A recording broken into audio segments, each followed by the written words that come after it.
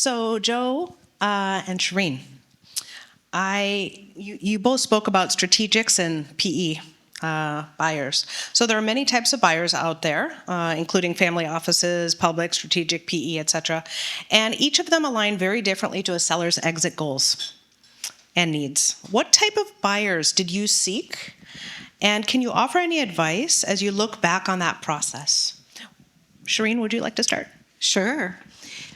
First of all, I think I've heard a lot of people ask about PE as if PE is one thing. It's a whole industry. It's like saying, how's manufacturing? I don't know. Depends on which manufacturing sector you're looking at. It's the same idea with PE. Not all PEs are made the same. Not their philosophy is very different. Their culture is very different. Their approach is very different. When we set out to sell the company the first round, we cast a wide net. We just wanted to see what the landscape looks like. There are definitely family offices, there were strategics, there were private equity firms.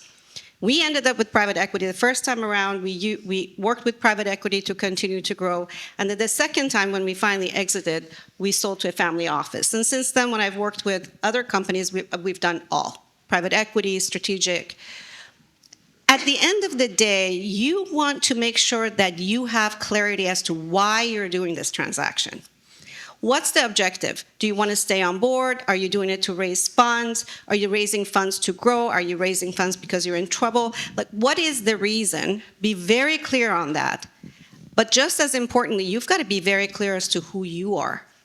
Because at the end of the day, whoever you bring in, it has to be a culture of fit. And I don't even care if you're moving on. This is still your company that you want to hand off to someone else. You've got to make sure that they have all the right approaches as you intend for it to be. So we took our time. The first time around, we had an excellent cultural fit. That's the reason why they kind of stayed out of our way. Their philosophy was, we're not operators, good luck, you guys do your thing.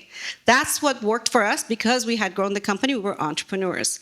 It was because of that it was a successful relationship. But there are others that could very well roll up their sleeves and get in there and operate and help you operate, and they could be useful too, or either one of those could backfire. At the end of the day, you've got to know why you're doing it. You have to understand you have many, many options. It's not, the one size does not fit all, and you have to know who you are so that you can recruit the kind of people that you can get along with. Thank you, Shireen. Joe. Can I just repeat what she said? No, I think you really did. You did it beautifully. I think most you got to look at. There's main two pieces of the equation. First, you got to figure out once you get past the value, because obviously you're selling and you want to get some fair value for your business, and then you got to look and say, what do I want to do with it?